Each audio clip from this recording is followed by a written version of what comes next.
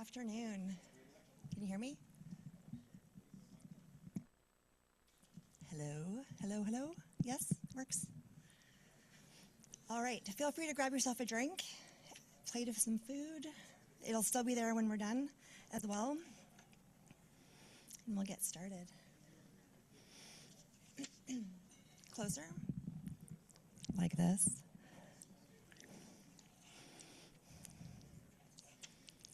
All right. Well, welcome everybody to the third session presented by EnerNext in collaboration with CRIN. Couple housekeeping items that I'm just going to share before we get started for those that have not been here before. So washrooms, the men's washroom is to my left, your right, just around the corner, halfway down the hall. You do not need a key to access that washroom. For the ladies, you do need a key, and you're going to go halfway down this hallway to the right. And the keys are on that table there. So that's how you get back into the space. And then one last piece is your tags. You're going to notice they're reusable, which is very important to us. And so we will use them again in the next session. So when you leave today, please take them off and leave them in the basket at the back or the front door, at the main door, the only door, as you leave. This keeps falling, so I'm going to... All right, so before I introduce the EnerNext team, I wanted to just give you a little bit of an overview of who CRIN is, because there's some new faces in the room, and as well as online. And so I'm going to use this handy little, there we go. So CRIN, we are a nonprofit pan-Canadian organization funded by the federal government. We received $110 million to date in order to help accelerate clean technology to commercialization. And so the way that we do this is through technology competitions. We just wrapped our fourth competition. It's a $12 million Accelerating Clean Energy Innovation competition, and we will be announcing these recipients in the next few weeks. And we are in the process of applying for renewal of funding for the next several years, at which point we will have further funding competitions. Beyond the funding, we offer a variety of other network services to our members. We are completely free to join. There's no barrier to entry, and there is a spot for everybody at the CRIN table. And so we represent 5 sectors. This includes the funders, so all levels of all types of funding. The adopters, those that are going to use the clean technologies. The innovators that come up with the brilliant ideas. Our support services, which would be including EnerNext. And the talent development. We're very aware that there is a growing talent gap for the energy industry, and so we work with the ecosystem to help bring awareness to the opportunities and work with youth and post-secondary students.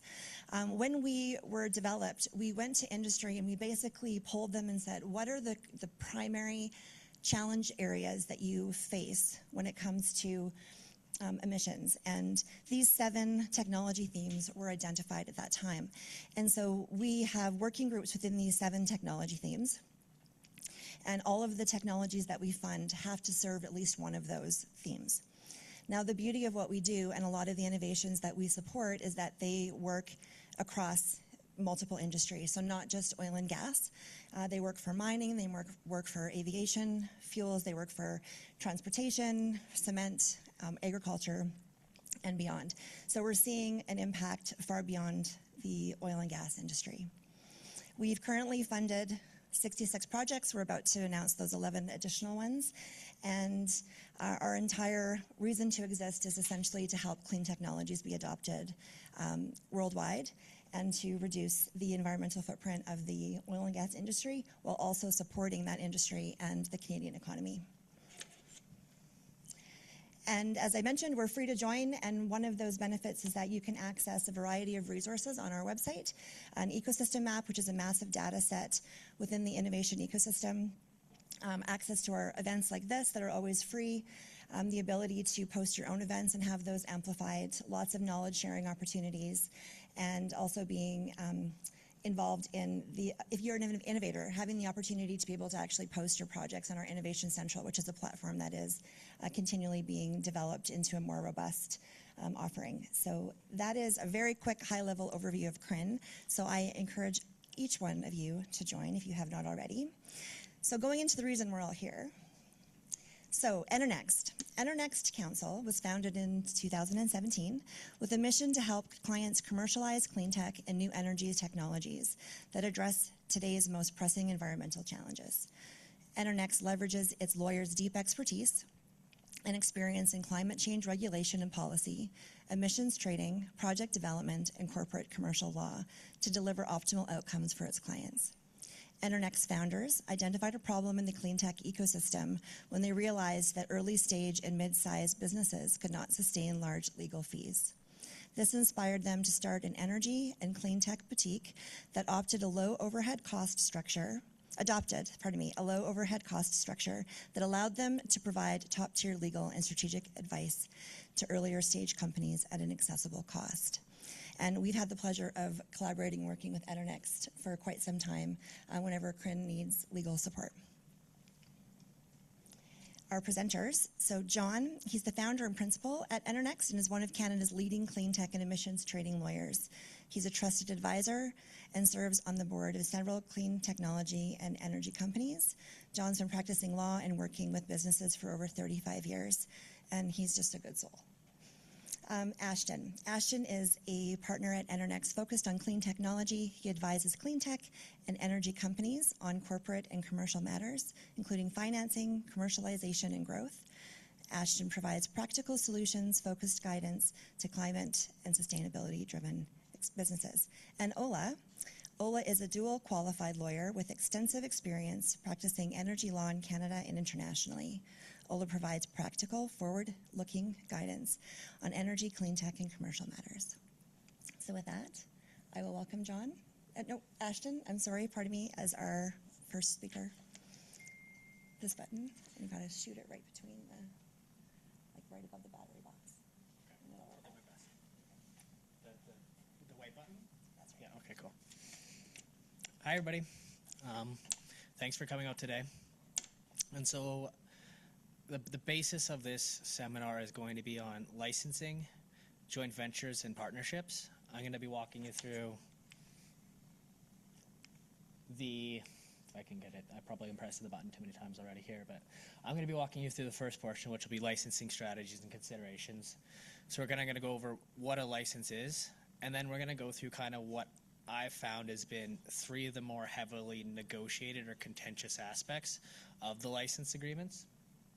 And then John's going to take over and walk you through joint ventures and partnerships. What's the difference? How do they come into play? And then provide you some real-world examples that we've seen over the years. And so starting with a license, really all it is controlled permission, where the party giving the license keeps ownership of the IP and gives the licensee permission to use it within very defined boundaries. And so for clean tech companies, this matters because often your most valuable asset isn't the equipment itself. It's that kind of full technology package, the patents, the trade secrets and know-how, the data, the designs, and your software that all accompany with it. And so for companies that kind of have that full technology package, they're in a good position to use licensing as a monetization model, where they can find someone else and they don't have to go through the process of having to build, finance, own, and operate every single project themselves. And they can allow others to do that for them in either a defined market, a territory, or a very specific application. And the reason for wanting to do that usually comes down to wanting to scale faster or either access customers or infrastructure that would be difficult for you to do on your own. But all of that only works if your license is carefully scoped from the outset, or you could run into positions where you're giving away the farm without realizing it.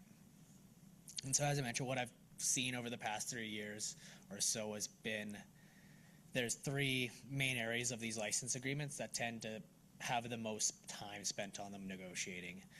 The first of it is the grant clause, which is really what exactly is being given, what exactly is being licensed.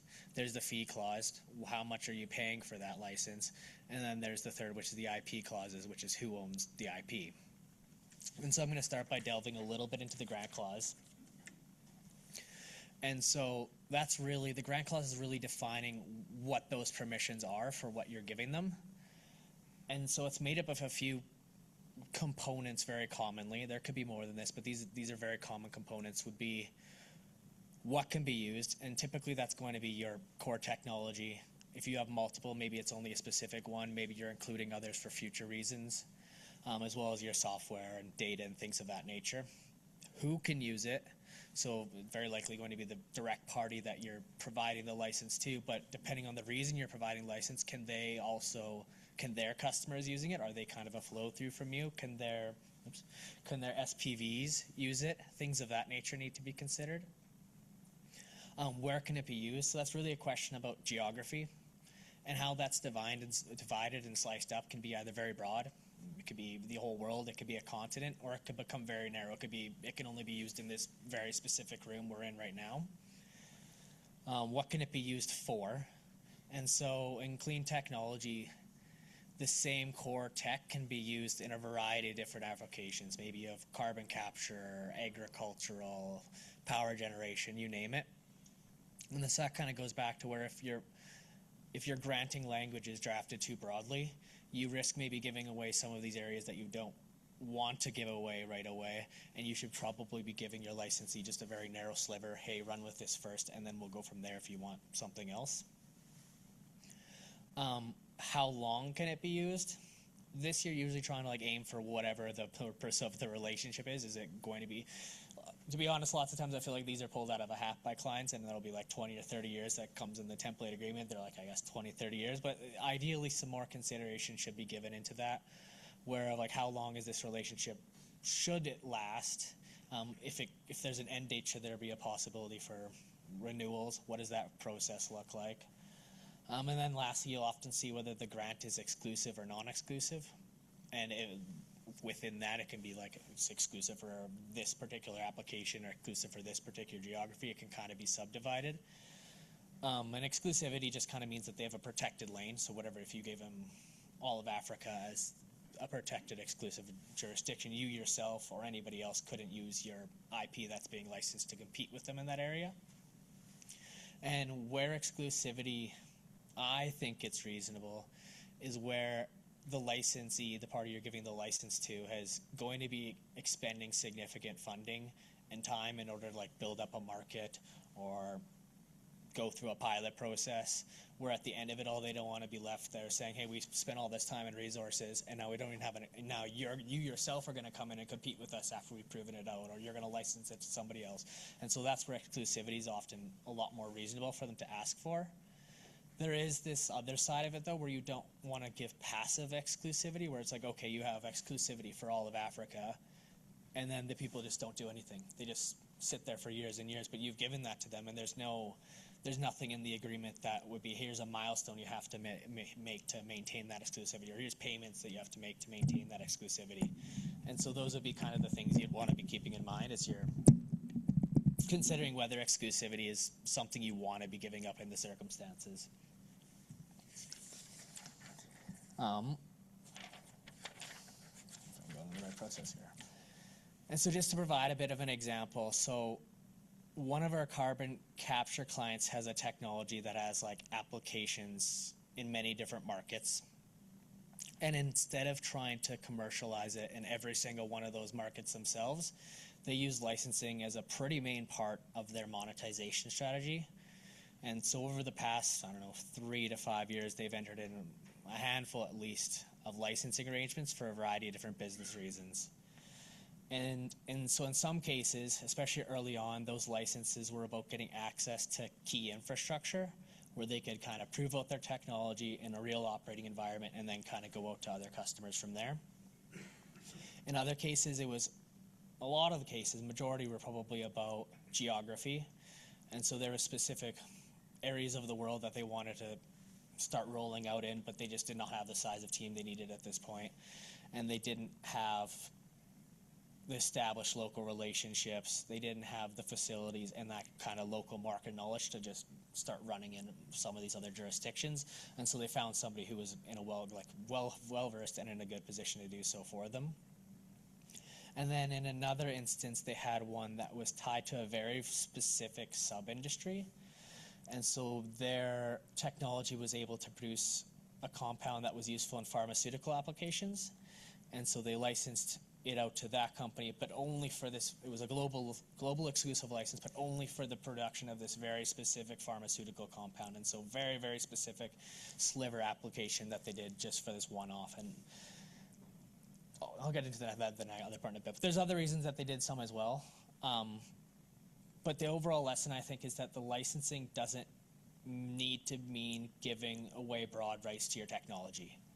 Like a well-drafted license can be very strategic, and it should really be specifying out the specific commercial use case that you're going after in that circumstance. And so if you have your grant clause, that's answering like what permissions do they have with your IP.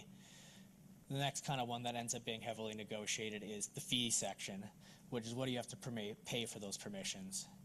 And so ideally you have that like lane well defined before you even get to this part, because otherwise how are you supposed to know what's fair or what you should be charging because the price, for example, for that very specific market access to the pharmaceutical compound is likely different than having access to the entire market of Africa for a variety of different applications. But if you don't know what that lane looks like ahead of time, how are you going to even entertain discussions on what the price should be? And then there's really, I would say there's no one correct fee structure, and it's like very uncommon to see things repeated over and over, especially with clean technology companies, where I find there's a lot of uniqueness with the companies themselves. But there is some commonalities or common themes you do see running through a lot of the fee structures. One would be upfront fees and deposits. And so this is money paid usually at the start of the signing of the license for access to that technology or to show a serious commitment. I think in reality, my personal opinion, and not just personal, I've heard clients say this as well, is a strategy that they try to use with these upfront deposits and license fees is almost as a source of financing. So rather than going out to the market and trying to raise the money, they try to get a large enough upfront licensing fee that they can cover whatever they need to do with their licensee, as well as whatever they're also looking to do internally themselves. I've seen pretty mixed success with that. I love the idea. If you can do it, sure, you did avoid dilution on your cap table, but I haven't seen it work out super successfully where that seems to be the impetus for wanting to enter into that licensing relationship. There seems to need to be more of a business reason than, hey, we just want these people's money, and that gets us to this next step. Milestone payments, and so these are payments triggered when a key event has happened. Sometimes they're used to deal with future uncertainties, but I feel like more often than not, it's to hold the technology provider accountable so that as certain things need to happen to get your licensee up and running, they want to make, okay, well now we have this license, but you can't just be like, okay, the paper's signed, we're good to go, and off to the races. There's certain things you're going to have to do to help them. And oftentimes those milestone payments will be set up in a way where, okay, you've helped us get to this level, and we have the pilot up and running, so now there's a milestone payment trigger. And so it's kind of a carrot to dangle the technology provider along the way and make sure they're doing what they need to do to support the other side. You have your royalties, which I'm sure everybody's familiar with, just a percentage base tied to revenue or some other metric. Usage-based fees, you're paying for how much is actually being used of the technology. So if it's producing this much power and that's what it's actually being used for, that's what you're paying. Per unit fees, if you have X number of units and that's what the licensee's selling, you may be getting a fee based on that. Maintenance fees, so these are kind of your ongoing fees to support the improvements to the product as well as the technical support that they may be needed on an ongoing basis if that exists. And then profit sharing, where you're going to be taking some type of split of the revenue or profits that result from like that license. And I'll take a brief moment there to there's some overlap with what John's going to talk about, where when it comes to licenses,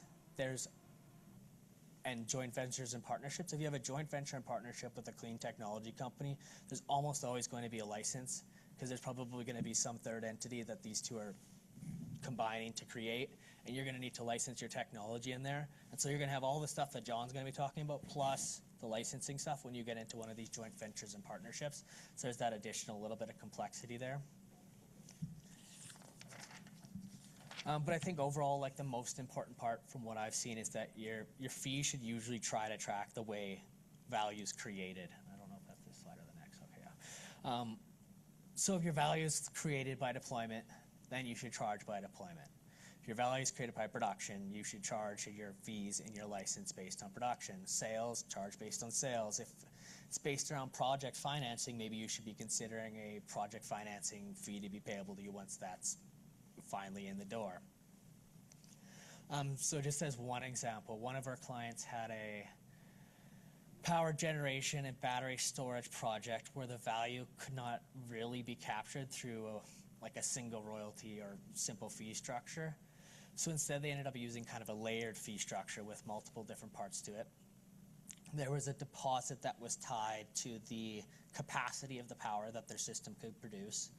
Then there was a maintenance fee on that, just maintaining that power capacity, a fee based on the actual amount of power that was being consumed, startup fees for each unit that was going to be deployed, and then as well as these larger project mobilization costs or milestone payments where, okay, you've hit this stage one, here's the release of this amount of funding. You've hit stage two, here's the release of this amount of funding, which is kind of that, going back to keeping both parties in line and ensuring things are on the right track. As well as like the deposit and startup fees were very much in this case going back to some internal funding purposes, which I think is fine as long as you tell the other party that. Sometimes there's a little bit of like, we don't want to fully reveal this to the other party that we're asking for 10 million, we only need 4 or 5 for their project, and we're going to use the other for all these other internal things. I think it's nothing wrong with doing that, but I think transparency is better. And I think all of this, so it's especially important for clean technology companies because it can be very expensive before you even start seeing revenue. And you're going to have like manufacturing, you're going to have commissioning, engineering, and all these various costs.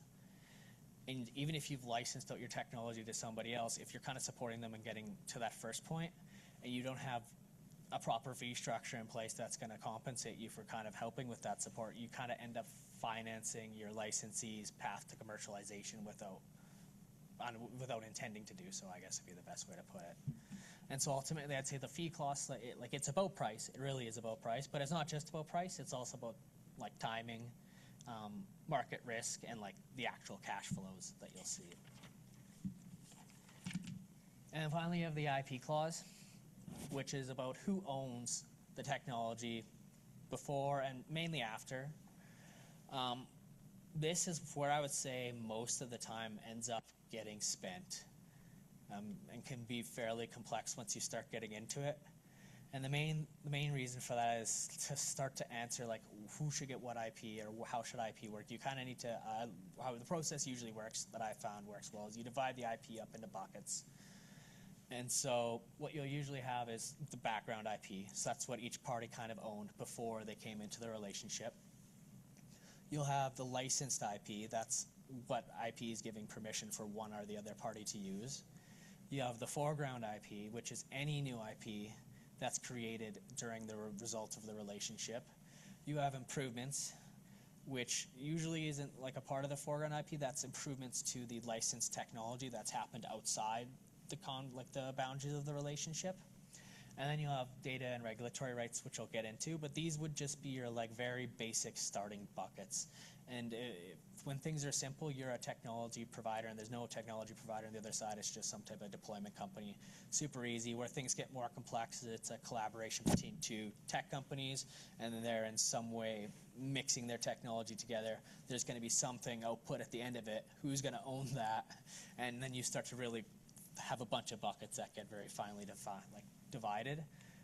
As well, I can go to the next slide. There's also, like, while the original IP is super important, the value created after deployment is just as important, I would say. So once your technology is in the field, you're going to start generating data, performance results, customer feedback, and various like tinkerings and improvements you can make to your tech. And those things are going to be valuable because they're going to, one, help you improve the technology.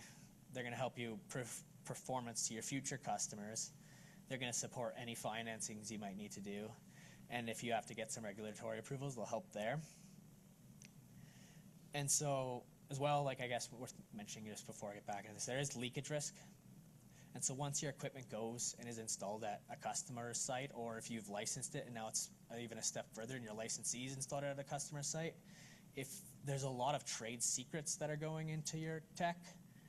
You're going to have to put a lot more additional consideration, probably beyond what goes on to like the legal paper, because you're going to be so removed from that, and there's going to be contractors, employees, project site visitors going to somewhere that your licensee is managing, and you're probably not going to be aware of what's going on there, and you don't want those trade secrets and whatnot leaking. If it's pure patent, you're probably less concerned about something like that. But I would say like the key takeaway for there is, don't just ask who owns the IP as like your starting question. Ask what IP are we even talking about, and then you separate it into buckets. And then your next question is, what structure makes sense for the deal in terms of dividing up these buckets? Which sort of leads into the next and the last slide from my portion, which is a bit of an example that one of our clients took with licensing structures using the same core technology platform. And so in the first example, the one on the left, the other party, they were bringing very real, this was the drug development one that I was mentioning. They were bringing their own very real background IP. They're very real, like their own team. And it involved very much like an actual joint collaboration between the parties to create something new. And so in that case, the approach to IP ended up being a lot more of a collaborative approach versus the licensor really having a lot flowing back to them. And so what ended up happening, I know the diagram's a bit confusing, but at the end of the day, the buckets were divided, and each party had their own background IP, which they kept. And then there was new foreground IP that was created, and it was defined so that it was related to each party's background IP, so new foreground IP related to your background IP you owned. And then there was this newly nebulous kind of IP that was related to neither party's stuff, that was dealt with through an entirely separate agreement. And so there's some additional complexity there, but that's how that one ended up being worked out, is the buckets were created, further buckets were created based on like what was all going to be. And it's difficult because you're also looking ahead of some things that haven't happened yet. You're developing a new drug, it's going to take 15 years or however long. How do we even know what those buckets are going to look like in 8 years? And so that's part of the challenge of like going through this process. There's a lot of thinking and forward-looking thinking. And so like there's more complexity when you're doing that type of relationship, whereas the one on the right, again, this exact same client, they had another licensing relationship, but it was a lot more straightforward, where the other party was just using to use their technology for a series of power projects. That was it, full stop. They didn't really care about any of the IP, having any improvements flow back to them and whatnot. And so it was very much you get the license, any improvements, any things other than like data, which I guess that was the one part I missed earlier. Other than data and such, certain parts of the data also get subdivided because the licensee may end up needing certain parts of that data for their purposes, whatever that happens to be. Maybe they're improving their own facility and they need certain parts of the data and they want to own that part. And so like all of a sudden now you're slicing the data further. And that's ultimately why like the IP sections end up getting the most heavily negotiated, is because once you start to get down into them, each party's like, well, what do I need? Oh, I actually need this like very small sliver from over here. And like you're picking and pulling from different places and kind of creating these buckets. And it can be time consuming, but if you don't go through that process, you're at risk of kind of giving away too much, I guess would be the overall thing. And so to end my point, I would say there isn't one correct approach or correct IP model in terms of how to go about it, and it really should match the business deal. And you kind of need to go through what all these like steps, what exactly is being given, what are they paying for it, what IP is in what buckets, just to kind of get to this point here. And so you kind of need to flow through that part. There's a whole lot more that goes into licensing agreement, but these would be the three main things that I would say like 50+% of the time gets spent on would be those aspects. And so with that being said, I'm going to pass it on over to John. Thank you. Yep. Thanks everybody for coming. Can you hear me on that? Yep. Okay, I can't hear myself. I'd like this to be a little more interactive today, where I'm going to ask for questions throughout, or if you have a question at any point in time, just pop your hand up. We are going to have a Q&A session afterwards, but frankly, I'd rather talk up here and have a conversation rather than just feeding you with a bunch of sort of static information, because it can get a little boring, frankly. And I'd like to make sure. Oh, thank you. I'd like to make sure as well that that if you have questions, that they're going to get answered, or if you're here to find out something in specific, then that we absolutely address it, providing that we can. So that's the ground rules. So I'm going to be talking about partnerships and joint ventures today, and really we kind of look at partnerships as a subsection of joint ventures. They both achieve the same end, where you've got two or more parties working together and collaborating in some fashion to achieve an outcome. And that can be done through forming a partnership, which is a legal entity. There's a couple of different kinds. Or forming a joint venture, which could also be a legal entity, but has different legal ramifications than a partnership. So we won't spend a ton of time on the super dry legal stuff, but I will give you a little bit of a 101 here quickly, just to give us a foundation, and then we'll go from there. So there's two types of partnerships. One is just an ordinary partnership. It's two or more people deciding to become partners in a business. Most law firms are partnerships, or used to be partnerships. Some of them are now professional corporations, but many of them are still partnerships and historically have been. Same with accounting firms. In this one, you just got an example. There's 3 different partners. The key consideration in an ordinary partnership is that there's joint and several liability for the partners, so that if the partnership gets sued, joint and several liability means that they can go after partner A. Does that work? I don't know what button I'm pressing, but they go after partner A if he's got the deep pockets or she's got the deep pockets. They wouldn't even have to go after B or C. So that's kind of something that's not the greatest in a partnership. There's also unlimited liability. So unlike a corporation that has liability limited to its assets, partnerships don't have that. And if these partners are individuals, they can basically, theoretically lose everything if they're sued for more than they have. So that's a drawback of an ordinary partnership. Limited partnerships are another type of partnership, and they're better for liability. They're also easier to use to raise capital with. So in a limited partnership, you have a general partner that looks after managing the partnership. It manages all of the business. It's in control of what the partnership does. It answers to its limited partners, who are typically passive investors, and they hold limited partnership units in the partnership. They have no liability unless they overstep and start controlling the partnership or telling the manager what to do, which can happen in certain instances when you consider that they own the company. They're going to obviously want to direct the partner, the general partner, as to what to do. They can give him direction, kind of as directors can, but they cannot dictate to the general partner what it can do. It's been designated as the partner that will run the business. So if they overstep that boundary, then their limited liability goes away. There's 2 main types of joint ventures, so we'll slip to joint ventures. One is project-based, where it's formed to achieve a specific task, probably in a specific amount of time. And an example of that would be, let's take an oil and gas farm out. So basically you have a leaseholder who holds mineral rights and isn't developing the lease for whatever reason. They're not drilling on it. And there's a party that has the capital and wants to drill, and so they'll do a farm-out agreement, which is really a type of joint venture agreement, where they'll say, okay, listen, we'll drill a well on your land, and in exchange for doing that, we get a 50% interest in the lease, or we get the whole lease, and we'll give you an overriding royalty. And so as long as they do that, they get their interest. The initial leaseholder either gets a royalty or working interest or both.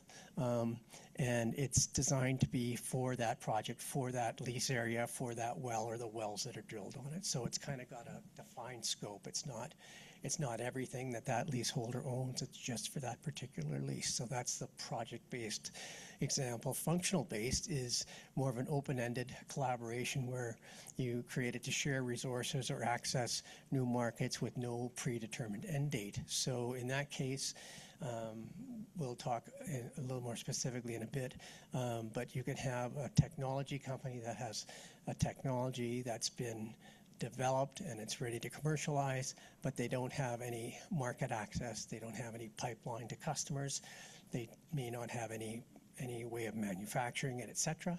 But it's kind of the whole business that they're going to enter into a joint venture with whoever that joint venture partner or partners is. And so, for instance, you may have a functional-based joint venture where I'm going to license, I'm going to form a joint venture to commercialize my technology in the United States.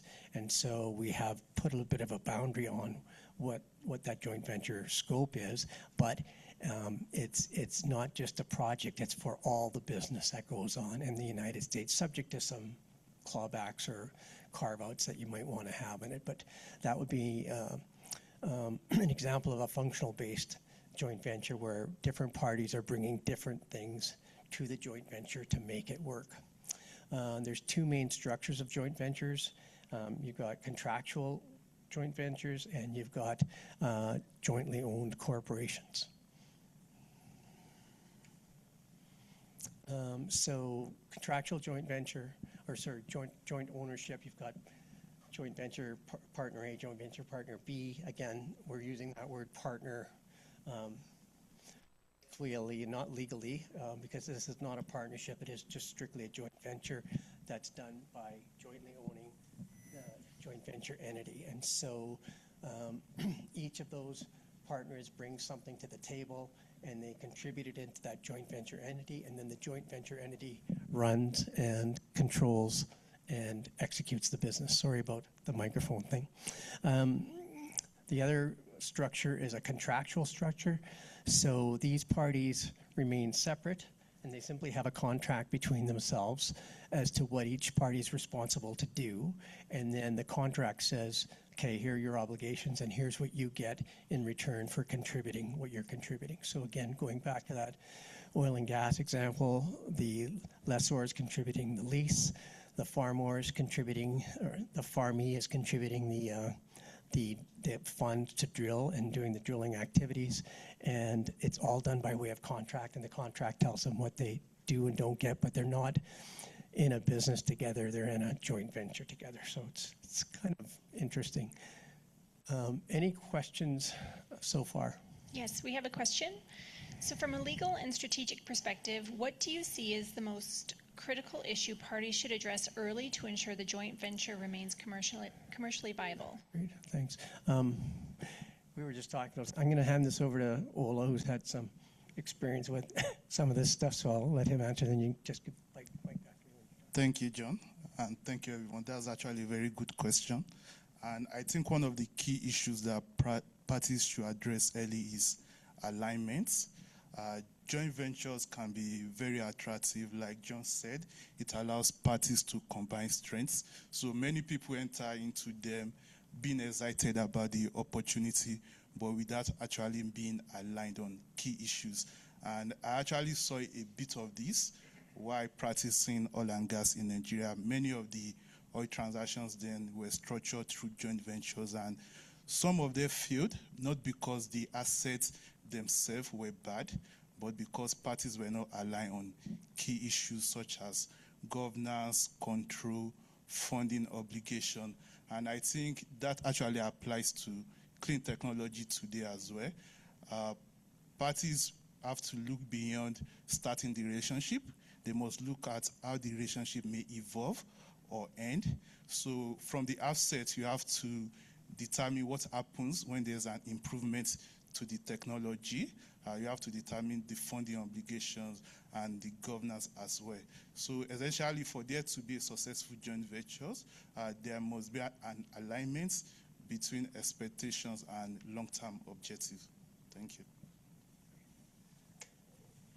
Thanks, Ola. Couldn't have said it better. Great. So one thing to add that, and not just alignment. Hold on. I'm trying to speak up. One thing to add to that too, and it's not just alignment between company to company, but alignment with who you're actually going to be dealing with, like the very individuals you're going to be dealing with at the company. I'd say over the past few years where things have failed, it's lack of alignment around personalities. Like there's some type of personality difference of some sort, nothing related to the business, and then it just doesn't work for that reason. So and that's hard to figure out because you meet somebody and things are great and you don't really know who they are until like 8 months down the road or however long it takes. But the better you could figure that out, the earlier on, the less headaches you're going to have. So. any other questions before I can go ahead? Yeah, thanks, John. Very informative. A quick question is, you have a small company. What are the nuances or the advantages or disadvantages of a JV versus that company just doing it on their own or going through a licensing agreement? Yeah, good question. That's kind of fundamental. So, and it does play into this a little bit, but the basic answer is typically a JV is very useful when, if we're talking about a small tech company in your example, you have your technology, but you don't have a lot of the other resources that you're going to need to commercialize it. So you have two options. The first is to try and build out a team and fund your company to be able to do all those things. Many of us in here have had experience trying to do that. It's a very difficult undertaking. And a lot of times the technology can be great, but you could have a CEO, for instance, who does not have a magnetic personality, maybe the opposite, or he's just not good at raising money, or she doesn't like working with people, she's a bit of an introvert, or whatever the case might be. There's a million different things, but typically there's gaps in what you need to succeed. And so rather than raising a bunch of money and then trying to fill all your personnel spots and get all of your technical experts and figure out manufacturing and figure out marketing, et cetera, which is something we talked about in the last couple of seminars, how difficult that's pretty much doing the direct-to-customer approach. You basically bring in partners to take over doing some of these tasks. And if you select the right partner, it can make your job a whole lot easier. And I've got some good examples of joint ventures towards the end of this that'll sort of continue to answer your question. But really, you're usually doing it to fill gaps that are easier to probably fill through a joint venture or a license than doing it yourself. So when does your partnership come into play? And getting back to what I was just saying to Ken, so tech companies usually consider this once they've completed their initial R&D and proven their product. And it's ideally and usually beyond the just a proof of concept of performance, because the JV partners want to see evidence of a commercial transaction or commercial traction. Can you go to the next slide? Great, super. So we showed this slide a couple of seminars ago. So where you're likely going to be entering into joint ventures is up on this part. So you've done your initial idea, research, bench scale, prototypes, pilot. You've developed a business model that you can take out to funders or investors or joint venture partner people. You've done a commercial scale demonstration, and you put one or more products out into the market. And they've performed, and they've also initiated some market demand that's reputable. So for instance, you put a carbon capture unit into a building with Cadillac Fairview, and it performs really well. And it was a pilot with Cadillac Fairview, but Cadillac Fairview says, hey, that's great, this is working for us. We're looking at doing more.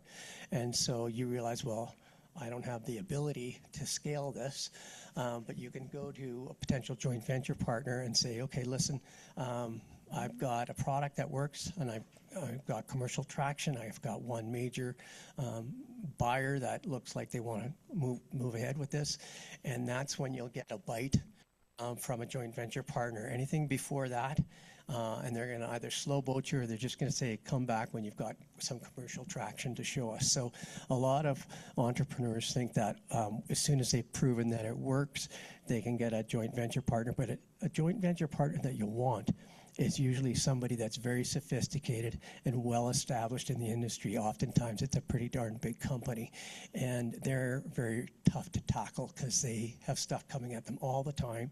And if you don't have, if you're not beyond just proof of concept and you can show some commercial traction, that they can see the light at the end of the tunnel, you're going to be having an uphill battle, and they won't throw you out the door, but they'll say, come back to us when you're further along.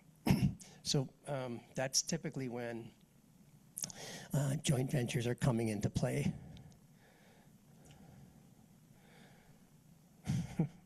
Okay.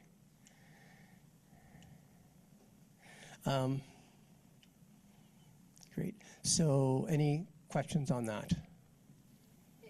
Yeah, what's the typical split between joint venture partners, and how's it determined? You're peeking at the next slide.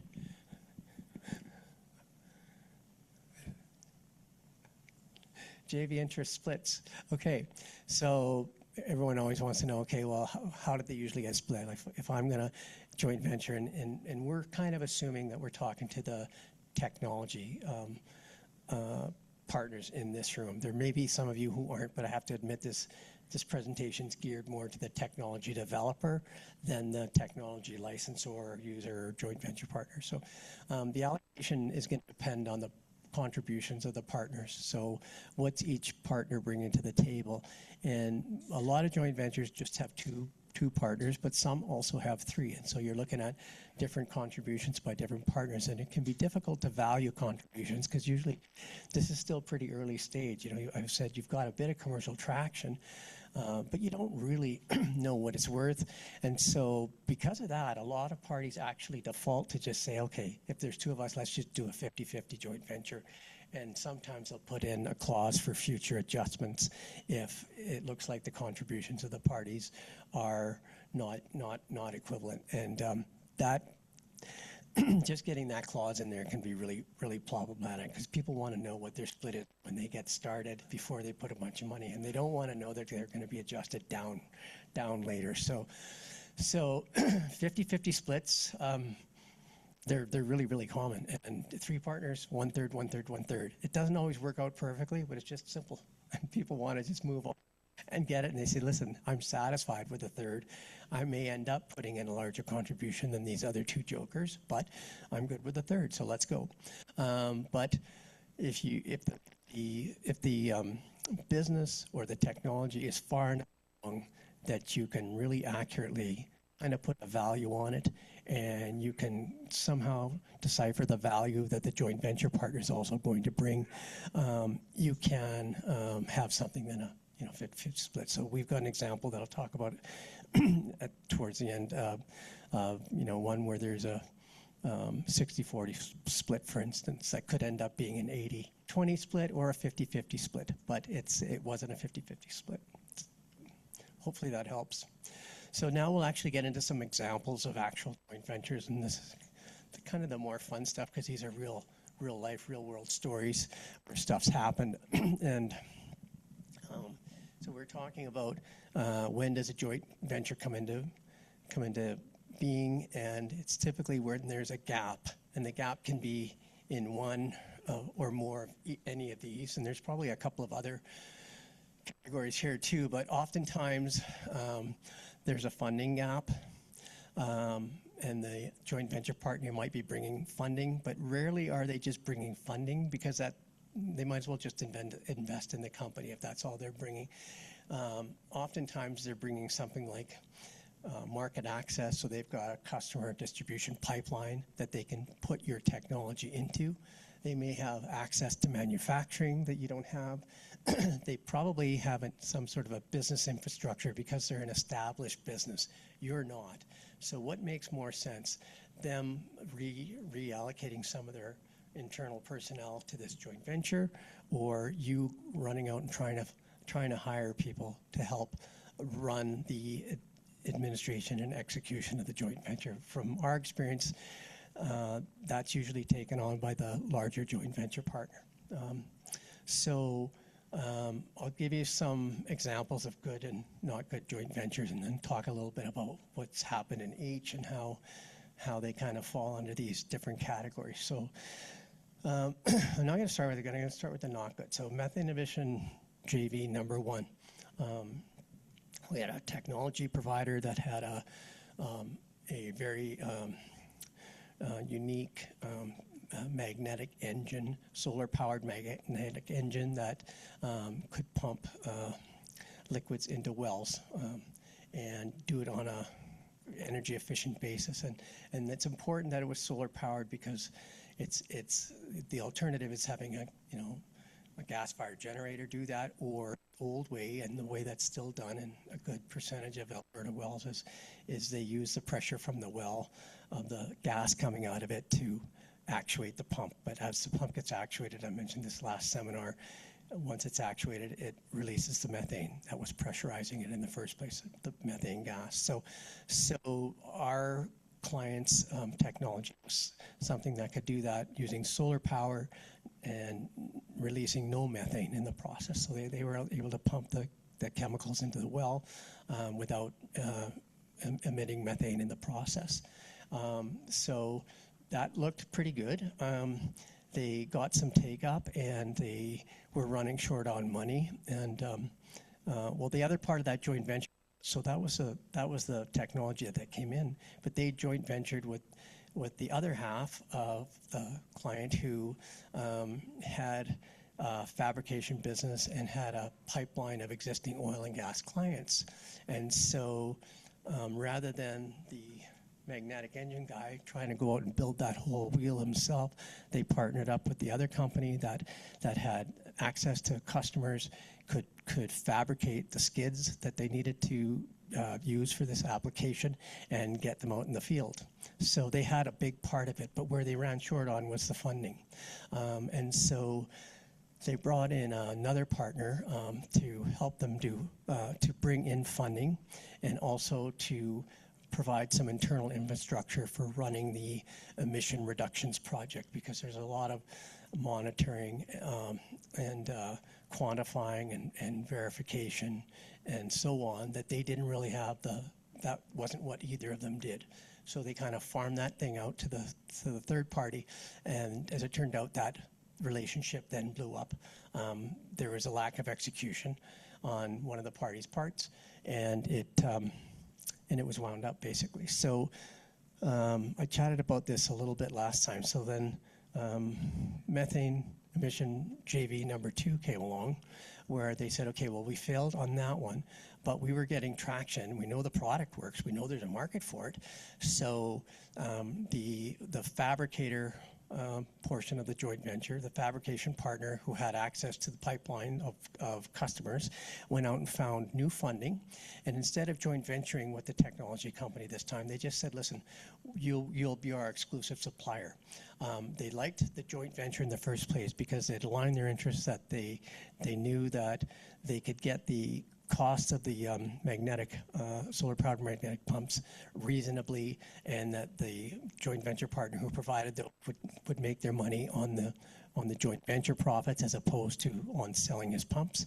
But they shied away from that the second time around, and so the joint venture partner who was supplying the pumps, instead of remaining a joint venture partner in the second one, they said, listen, we'll just sell them to you, and you go off and do this. And so the new joint venture number 2 kicked off with the new investment partners and the fabrication and distribution company, and did very well. And I was mentioning last time they exited for a good price tag, and we're very happy and are still in operation. So the not good part was what Ashton mentioned. Everything was peachy except for the parties. There was some problems with the parties. Okay, they didn't align. They didn't get along.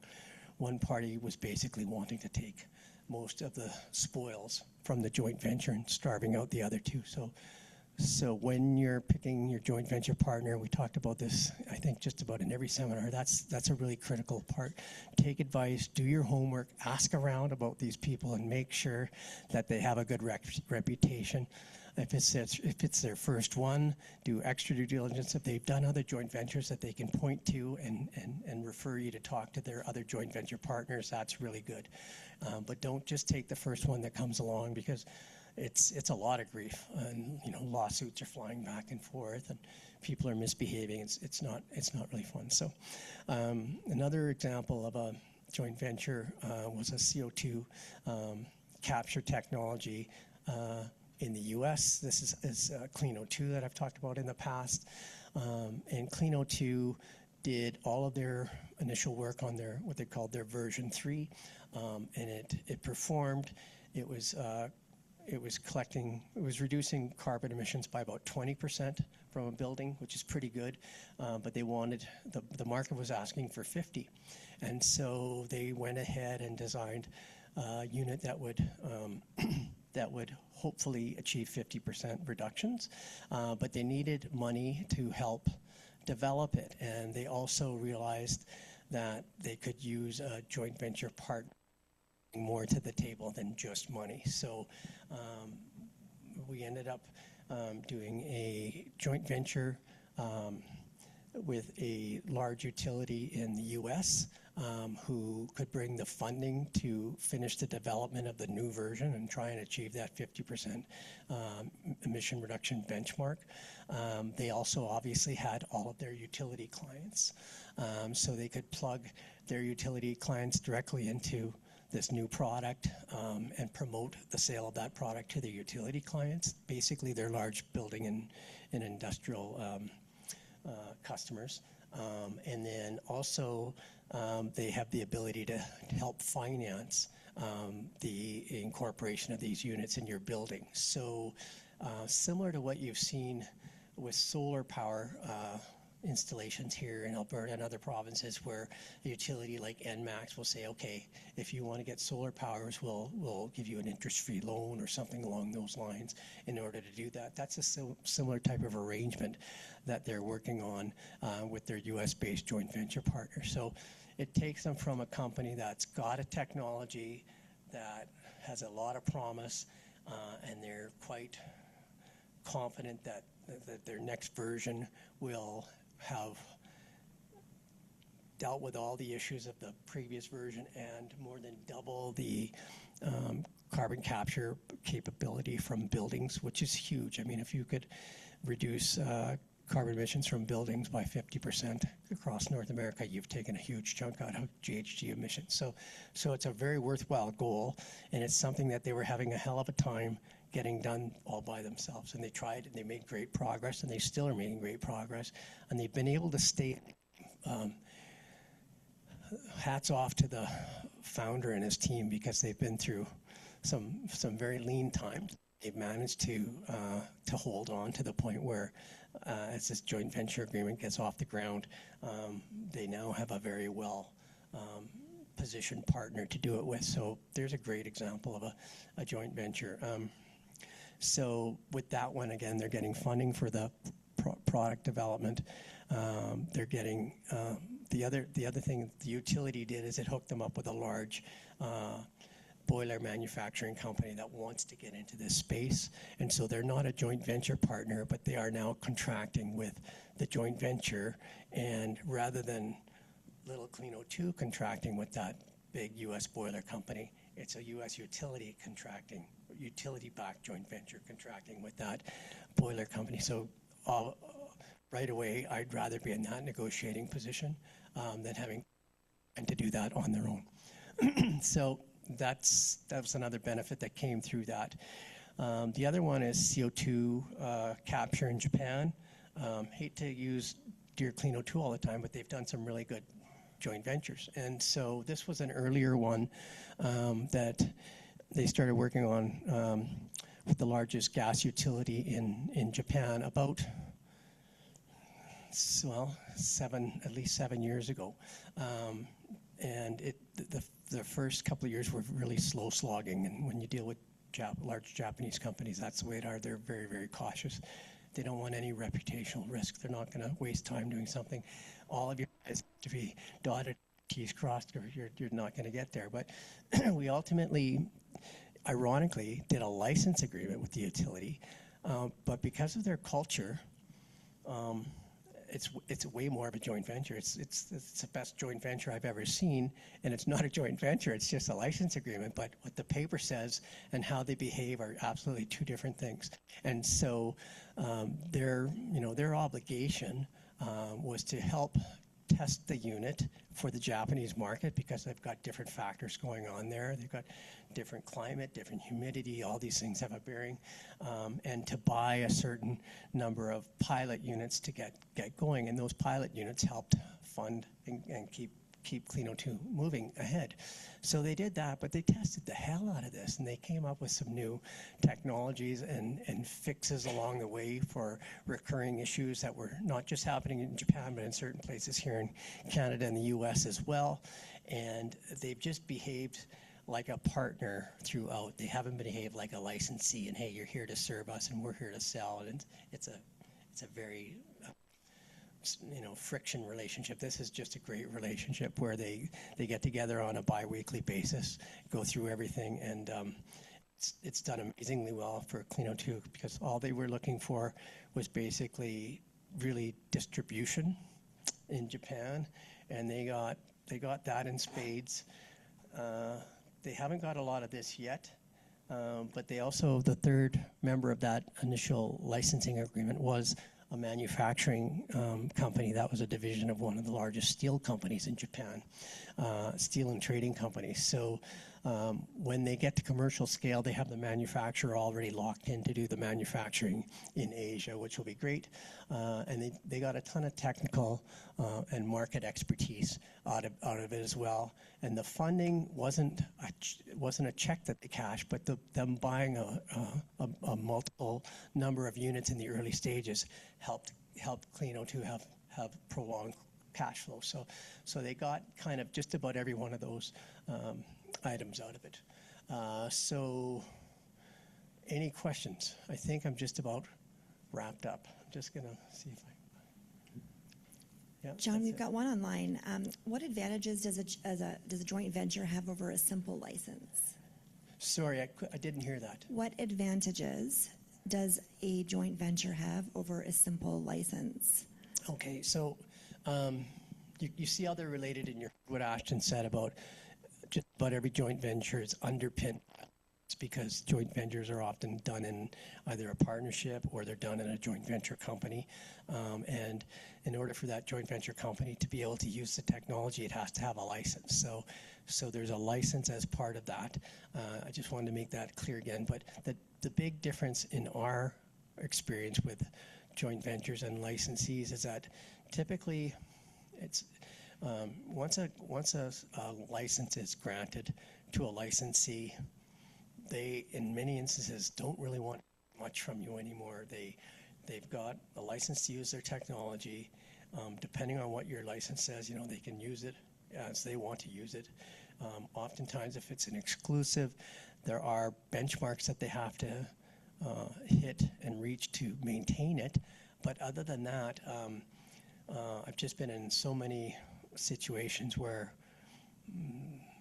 you think they don't even like you. They don't really want to hear much from you again. I had a personal experience with a sporting equipment company where we licensed a very innovative technology to manufacture so that it could be licensed to a major sporting goods company, because that sporting goods company didn't manufacture themselves. They had designated manufacturers. So we did a license to that manufacturer, and once they got the license, they did not want to hear anything. They didn't want to take any suggestions on design, on materials, on anything. And I understand that, they were saying, listen, we're a long-standing manufacturer in the sporting goods industry, and who are you guys? And they were right, but they were a very, very stale, old-fashioned company, and their products were lacking. And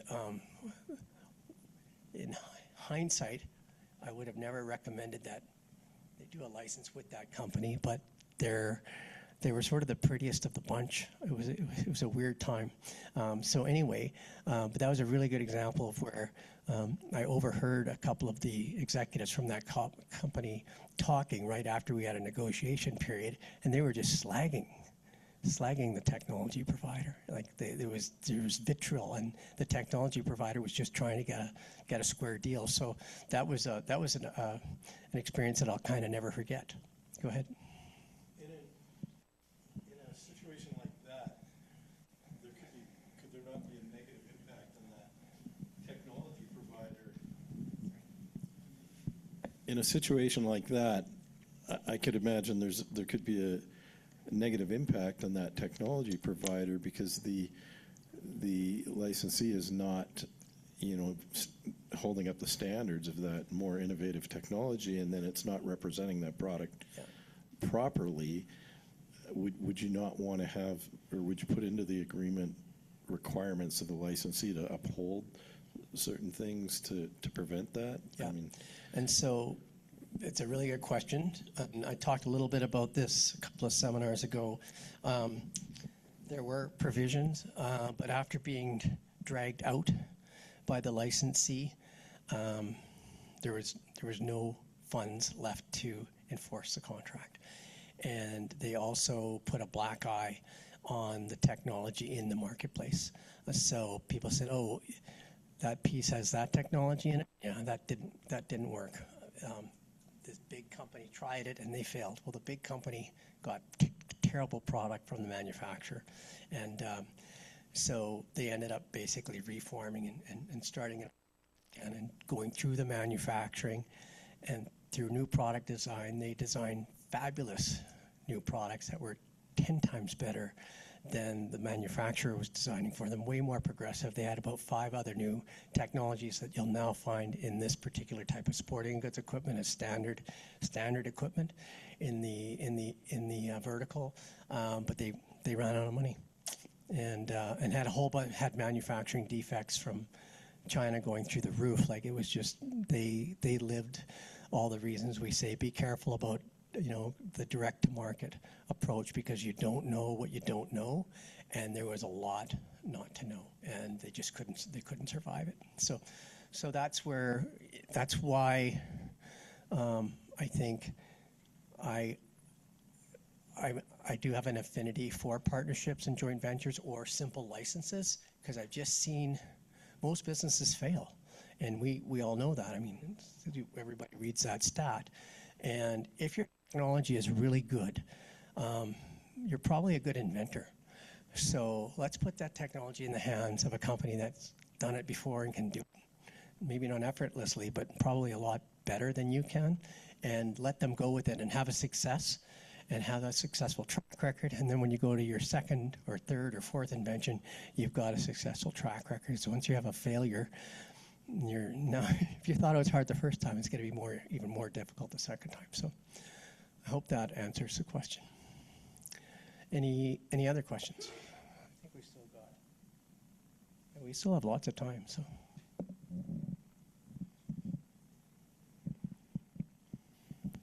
I was just going to add that with JV, there's more control on commercialization strategy, unlike with licensee, where the licensee controls the technology itself. So yeah, with JV you get more control. The parties can share control. Yeah, and that's a great, that's a positive way of making the point that I was making in a negative way. So I should just stop being so negative. But that's understandably, inventors and technology developers want to be a part of seeing their invention get to market, right? So that's a tough part. No one wants to let go of their baby, right, and license it off, and for good reason. So the nice thing about JVs, and I think one of the big advantages of not just all of these things, but in most cases you're allowed to stay involved and have an active role. Your role might be defined, it might even be somewhat constrained, but you're still in the game, and you can still say that you really took part in making that technology win. And that's, I think there's a lot to say about that. Did you have a question? No, sorry. Oh, okay. Sorry. Matt?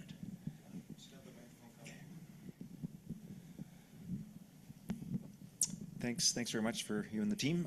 Probably goes to the first person's presentation, but the question is around defining IP. And I mean, really sort of when working with technology providers, sort of really clear on the patent, they get their patent pending, you know, which jurisdiction. But then when it comes to IP, that goes beyond patents. And what kind of guidance is provided, I guess, is the question as I think about it out loud, to the technology developers to be able to identify what is IP, but not necessarily a patent, and then how to go about protecting that? Yeah, no, that's a great question. It's nice to finally have a legal question. So not nice. I mean, it's good that we finally had at least one legal question because we are supposed to be a law firm. So yeah, so, and that's really common. So oftentimes, you know, you'll have patented IP and there's a license, but there's a lot of other IP that isn't patentable. So we try to protect it through trade secrets. So, for instance, in the case of the joint venture in Japan, before we got to know that joint venture partner really well, we were scared to death of you know, this is off in Asia. We can't enforce very easily what's going to happen. And as they develop improvements from the testing that they were doing, you know, who's going to own that, and what is that? And they were more process improvements than technology improvements. But because this technology took operations, and you could change the you could change the ways you were operating that equipment and change times, change pressures, and things like that. There was IP being developed. So one of the things that we did right up front was, and we always do this, is say, you know, we're licensing you the technology, and the technology is defined as blah, blah, blah. It includes the patent, but includes any trade secrets related to the patented technology or the technology period. And then technology is pretty broadly worded, but it means improvements, and then we would say in this case, including process improvements, aesthetic improvements, all those sorts of things. So that's one way that we protect it. And trade secrets really the way. So if the licensee is using the technology, but they can't operate it without knowing some of these process trade secrets, for instance, because we've said that trade secrets remain the property of the licensor, then they're constrained. They cannot go around telling other people how to operate this machine.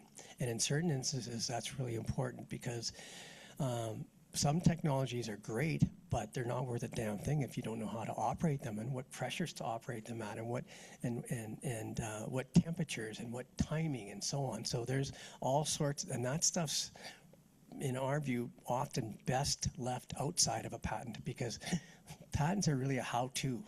And so you have to have enough in your patent that it's protectable, that people can't do something the same way you've done it. They'd have to do it, you know, very differently, but you can get better protection by holding certain information back and keeping it as a trade secret, and in particular operational information. So I wouldn't be putting that in a patent, but sometimes you get inventors writing their own patents, and they're not strategic about it, and they really are writing a how-to manual on how to take care of that. And of course, oftentimes the patenting process is so expensive. We have most of our clients, you know, they'll end up, first they start, oh yeah, we're going to patent in all these countries, and so they'll patent it in one country, let's say it's Canada or the US, and then they'll patent a patent convention treaty application that would allow them to apply for patents in all of these other jurisdictions based on the time that they applied for the initial patent in the home jurisdiction, whether that's Canada, the US, or whatever.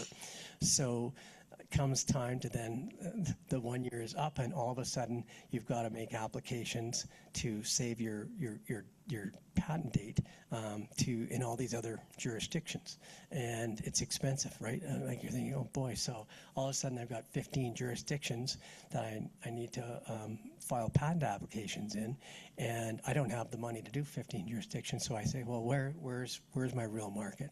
And they might end up doing 1 or 2 other countries, depending on where their technology applies the best, where they think the market is the best. Usually that's it, and then they have to cut the other ones out because unless they're really well funded, they can't afford it. And I've had way more clients that aren't funded enough to be able to do, blanket applications everywhere that they'd want. They usually have that tough decision to make, and they lose patent protection in certain jurisdictions that they would have liked to have had, but they just can't afford it. And I've got clients sitting in this room who have gone through that, and it's nothing to be ashamed of. It's the commons. So Matt, I hope that answers your question at least to some degree. Go ahead. And Ashton and Ola can answer questions as well. So I'll maybe piggyback on the last question that was asked. You mentioned IP, trade secrets, and all of that. It does require a significant amount of financial contribution towards it, but it also requires putting a whole lot of governance structure around it so that you can ensure enforceability and long-term commitments that are part of that package. It also comes at a cost of growth and acceleration to the technology developer. You as a law firm, how do you understand that trade-off, and how do you communicate that to your clients? Do you want to try that one, or you want me to? Okay, sure.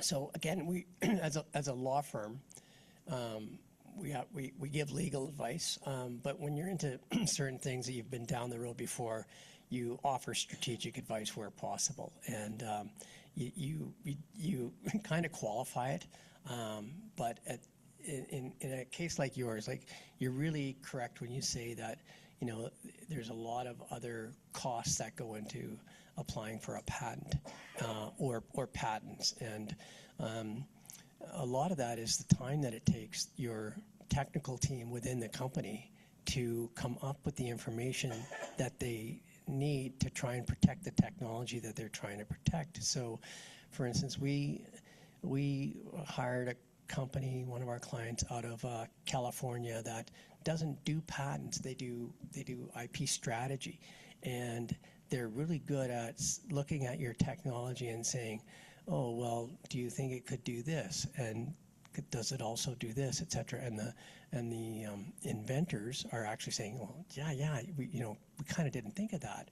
And they used to, one of the founders of this IP group in San Francisco used to be the IP portfolio manager for Sonos. So Sonos had all sorts of patents and have held off some of the biggest companies in the world who were infringing on their patents. They're really, really bright, quite expensive by Canadian standards, but I haven't worked with anybody else who's that good on strategy. But getting back to the story, what they put the client's technical team through to make sure that they were anything new or novel that would add, their view was, if this adds value, it should be patentable, it should be protectable. And that's a way broader view than you'll get from a lot of patent lawyers who they say, well, is it novel? Like, there's like 2 or 3 requirements to have a patent. patentable technology, and they're all more technical. These guys come at it from a view, listen, if there's value there and it's novel, that should be patentable, and they figure out a way to work with the technical team to find out what that is and how can we make it patentable. So how can we make what that valuable thing it does patentable, and they're quite impressive. But getting back to it, the amount of time that the tech team back at the client's office had to put in to both think about and articulate what this technology was that they had that they thought provided value so that it could be included in a patent. It was weeks, not hours and not days, but weeks and months to go through that process. But they came out the other end with a way richer patent technology portfolio than they would have otherwise had. They probably would have just done a patent for the main technology and left all these other things alone. So by applying for patents on all sorts of aspects of your technology and different things it does, it just gives you a better footing to defend infringement, because you can then counter infringement on different fronts. Say, well, your technology may not be infringing this, but it's infringing this, and it's infringing this. So it's a unique way. I don't know if that answers your question precisely, but I think it sort of answered the question. I think the other part to it is, like, you're right, there's this trade-off. You have only so much cash at the start. Where am I going to spend it? Do I really want to spend this much on patents? And so you need to think, is this patent actually going to be important for me? Am I going to need to defend? Is somebody else going to be trying to do what I'm going to do in this next time frame? So ask that for yourself. And maybe you already have done a landscape assessment, or you've received potential infringement letters from competitors, and that's your trigger of okay, we need to start taking this patent and IP stuff seriously. There's these warning signs out there. But maybe you're in a situation where, I've been in this myself before with a software company, and we're looking should we? And there's even grant funding out there, so we could have done it largely with non-dilutive cash. But we looked at it and we're well, it doesn't really make sense from a strategic point of view for us to even pursue patent protection for the software, because things are going to be changing so fast with the software that what we patented 2 years later likely won't even be relevant. And somebody how well that patent is drafted is also quite important. Could somebody do something very, very, somebody likely could have accomplished the same end result that we were doing with same efficiency and whatnot by just tweaking a few things. And so we would just be kind of putting a recipe manual out there on here's how you kind of do it, and you can change it slightly and get to the same place. And so some of those factors kind of go into your full assessment of is this something we should be spending money on now? Are we going to need that protection? How are things going to change? Are we just going to keep building on this same base thing where that protection makes sense? Or is what we're going to have 5 years from now going to look nothing like what we have today? And it's that's kind of the stuff you need to think about. And I think that's where you're kind of going with your whole point on that strategy piece, which is very quite important, I think, when it comes to patents. The other thing that this just reminded me of is oftentimes we have clients that have patents pending, and so because they're pending, they're not public, and they're going out and they're trying to find a customer or a joint venture partner or whatever that will commit to take them on and joint venture with them. And so what the joint venture partner will often ask for is, okay, well, how do we know that your pending patent technology isn't going to be infringing on existing technology? So oftentimes what they'll ask for is a freedom to operate opinion. And so that means engaging an IP firm to then do that patent due diligence and do an assessment of the patent landscape and see if the technology that you are planning to use and have patents pending for is already in play. There's already been patents issued for it or for parts of it, etc. Because in that particular period, it's not once your patent's granted, the patent office has done that exercise for you because they've gone through that whole assessment to see if there's any other similar technology that's been patented. But if the patent hasn't been issued, then it's still a question mark. And if you want somebody to get involved before the patent's issued, you do need a freedom to operate opinion in most instances. Okay, we're just about at 5, but could grab one more question if anybody has one, or else we can retire and talk about the next session, and then have a drink or a bite to eat and do some networking. Any other questions? And I didn't mean to dissuade anyone from asking one by the way I put that. That wasn't intentional. But okay, so we can go to, great. So one of the things we like to do is after the session, have people scan that QR code and provide any feedback that you have on the session, what you'd like to see differently, what questions you might have, what you'd like to see discussed in our next session. So please feel free to do that. It helps us make sure we're doing a better job as we go along here. I think our sessions are getting better, but you guys are the judge, not us. So if you want to take a minute and scan that and do your questions or comments. And can we go to the next slide as to the next session, or do we want to give people a second? Has everybody had a chance to scan the QR code? Okay, so we'll go to the next session then. So our next session, I think is going to be one of the more interesting ones of all the sessions that we've had, because it's new and it's really kind of boutique information on an exciting area. It's going to explore how carbon credits and byproducts generated by operating your technology can support financing, increase revenue, and improve profitability.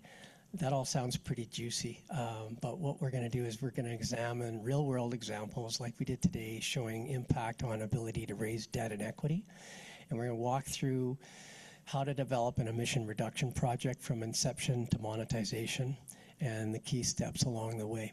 One of the things that we do is we work with project developers on developing their projects. And we have a couple of formal joint ventures with other parties that work on the project development side, and we have informal collaboration with other project developers for every aspect of developing an emission reduction project. And the reason I like this is my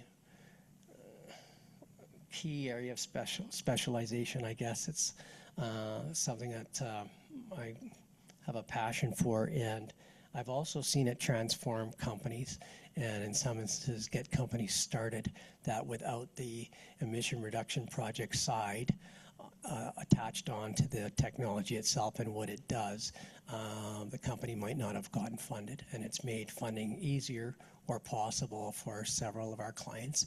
It's getting a little harder these days. It was easier at the outset, where it was a little bit more of a cowboy environment. People were taking more risks. People have gotten smarter.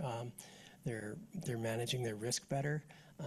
But this is really an interesting topic, especially if you have a technology that has some sort of emission reduction potential associated with it. So that's what we'll be talking about in the next one. And it's not just emission reductions. The other cool thing is talking about the byproducts that some of these technologies produce. And oftentimes, we've got a client that has a carbon capture technology, an industrial scale capture technology, and that's pretty great in and of itself. But what they learned going forward was not only is it capturing carbon, but it was converting the carbon emissions into some seriously valuable byproducts. And that wasn't even part of their game plan at the beginning. But all of a sudden, they found that they were generating these, what they call engineered carbon substances, that are basically the equivalent of rare earths and can be used in all sorts of high-tech applications.